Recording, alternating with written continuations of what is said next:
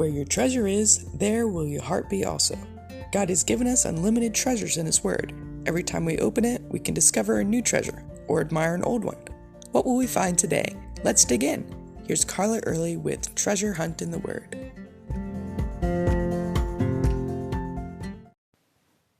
As I read Acts 16 recently, I couldn't help but wonder if Paul was initially disappointed when he brought the gospel to Philippi. Later we know the church of Philippi as a strong, united church of joy and love that sent Paul gifts and money when he was in prison. But his first visit might have seemed a bit of a letdown at the beginning. When he was in Troas and trying to decide where to go next, God seemed to have closed many doors.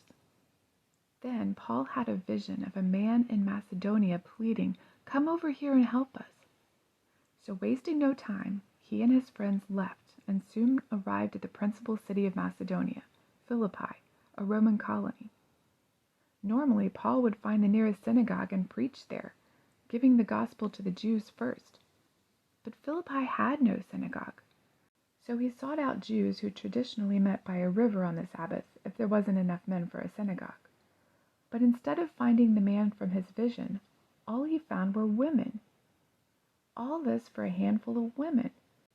I imagine that was rather disappointing.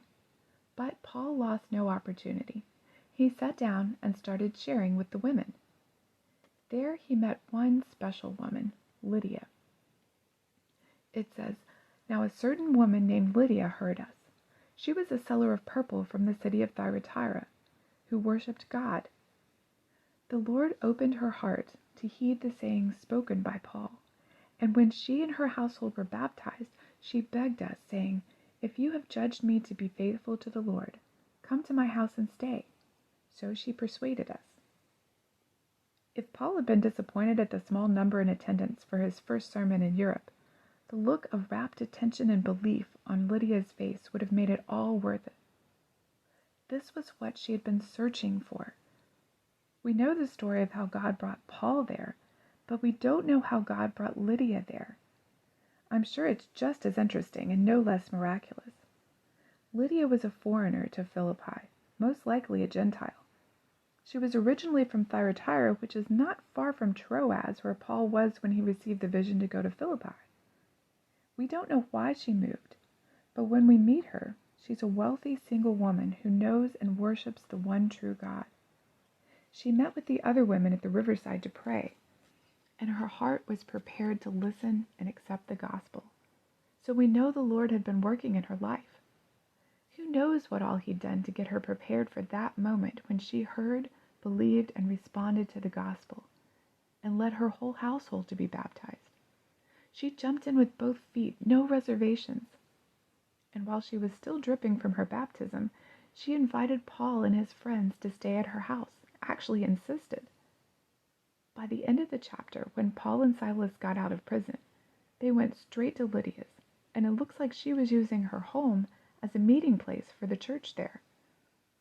Later, when Paul wrote Philippians, we read that the Philippian church had been participating with him in his work financially and in prayer. They had sent aid several times. As one of the more wealthy members of the church, much of that probably came from Lydia. Since she couldn't serve God by hosting them in her house, she gave financially to support the missionaries as they traveled. And speaking of traveling, Lydia, being a seller of purple and being from Thyatira, definitely had family connections in that city.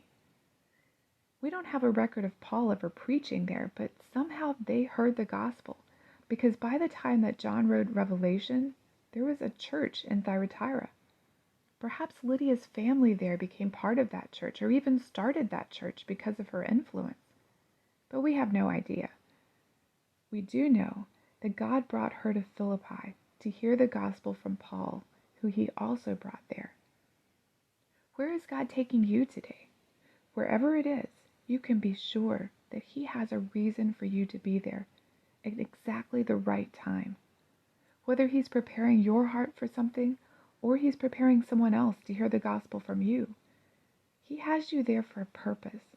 So be on the lookout and be prepared to hear, believe, and respond as God guides each step.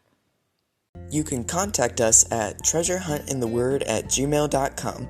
We'd love to hear the treasures God has given you through His Word. You can listen to other episodes at our website, which you can find in the description below.